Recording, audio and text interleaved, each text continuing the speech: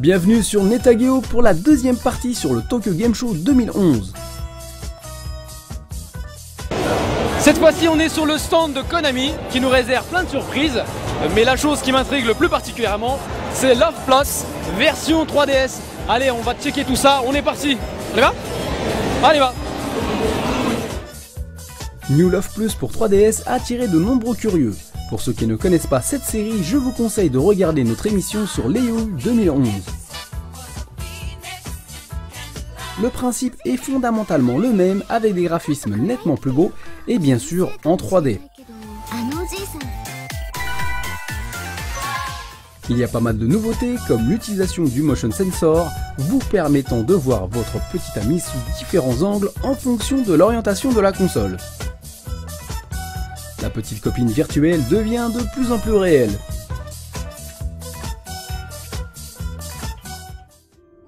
Toujours pour Nintendo 3DS, voici Labyrinth no Kanata, un donjon RPG développé avec la collaboration de Tri-Ice.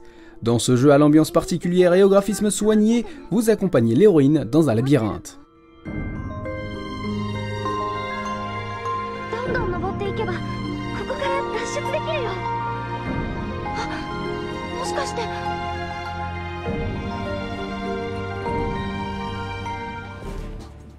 Metal Gear Solid Snake Eater 3DS est un titre très attendu.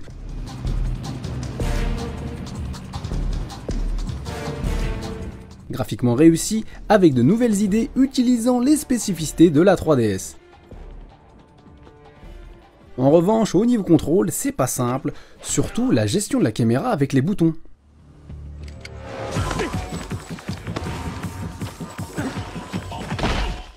Pour la PS3 et l'Xbox 360, ici aussi, on a eu le droit à des remakes HD. Metal Gear Solid HD contenant les remakes de Metal Gear Solid 2 et 3 sortis sur PS2. Ce pack contient aussi les deux Metal Gear sortis en 1987 et 1990 sur MSX2. Pour la version PS3, vous avez en plus le code produit pour télécharger le MGS sorti sur la première PlayStation. Le genre de pack auquel les fans de la série ne pourront que difficilement résister.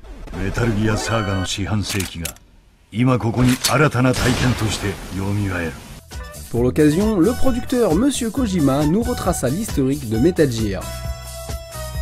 On continue avec les remakes HD de Metal Gear, avec Metal Gear Solid Peace Walker sorti à l'origine sur PSP, prévu pour PS3 et Xbox 360.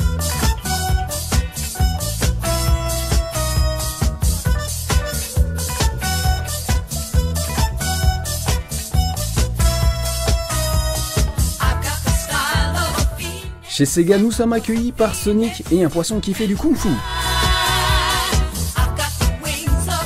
Joli, mais je garde mes distances car j'ai pas envie de me prendre un coup de katana. Alors encore chez Sega, il y a encore plein de choses que j'aimerais bien vérifier. Tout particulièrement le Phantasy Star Online 2. Ça fait bien 10 ans depuis le premier épisode auquel j'avais beaucoup joué. Je me souviens à l'époque, je jouais sur la Dreamcast avec un modem, que de souvenirs. Mesdemoiselles, konnichiwa, konnichiwa.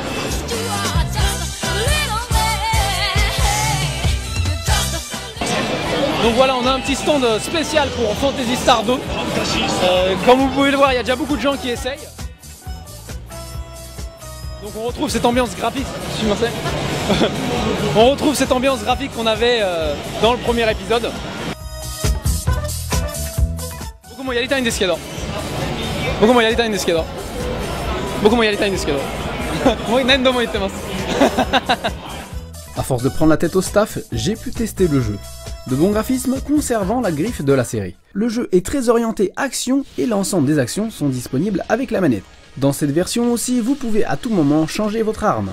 J'ai joué en mode partie de 4 joueurs et nous devions être au moins 12 personnes dans la même zone à se friter avec les monstres. C'était bien la foire. Phantasy Star Online 2 me laissa une bonne impression. Monsieur Toshihiro Nagoshi est venu me présenter le prochain TPS de Sega, Binary Domain. L'originalité de ce TPS, c'est l'importance attribuée à la communication avec les NPC. Si vous agissez sans vous préoccuper d'eux, ne soyez pas surpris qu'ils vous laissent en cas de galère. Il semblerait que le scénario réserve des surprises. Un petit coup de Formula One avec un set volant pédale et force feedback, le truc qui prend trop de place, surtout dans un appart sur Tokyo. Ensuite, j'ai testé Sonic qui fait un retour aux sources avec Sonic Generation pour PS3, Xbox 360 et 3DS.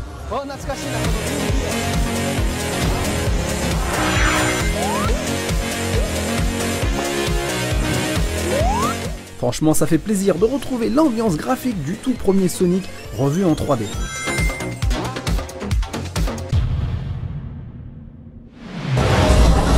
C'est parti pour la 3D. Ça va très vite, avec l'effet 3D, je ne suis pas sûr que mon cerveau ait tout suivi.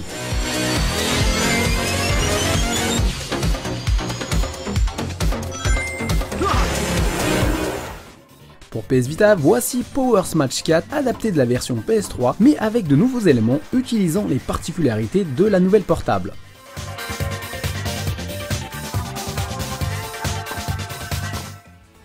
Hatsune Miku était mise en vedette avec 2 titres. Hatsune Miku Project Diva Extend, qui est la nouvelle version du jeu de rythme pour PSP.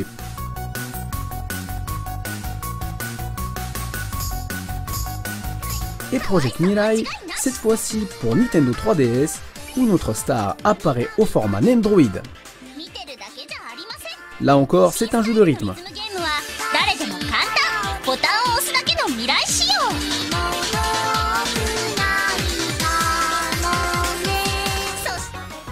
La chanteuse numérique fait aussi son apparition dans Seven Dragon 2020 sur PSP, dont le premier épisode était sorti sur DS. Cette fois-ci, les dragons sont pris à Tokyo.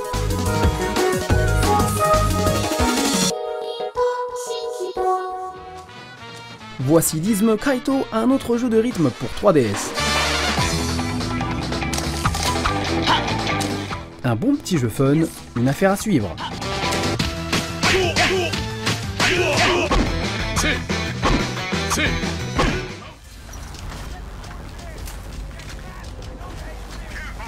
Dans le coin Electronic Arts, on pouvait aussi tester Battlefield 3. Le jeu est tout simplement impressionnant.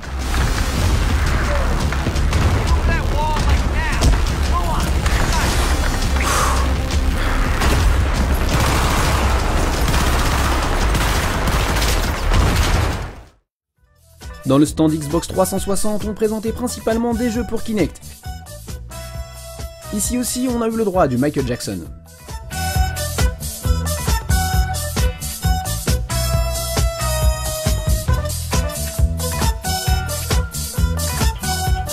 J'en ai profité moi aussi pour faire quelques steps.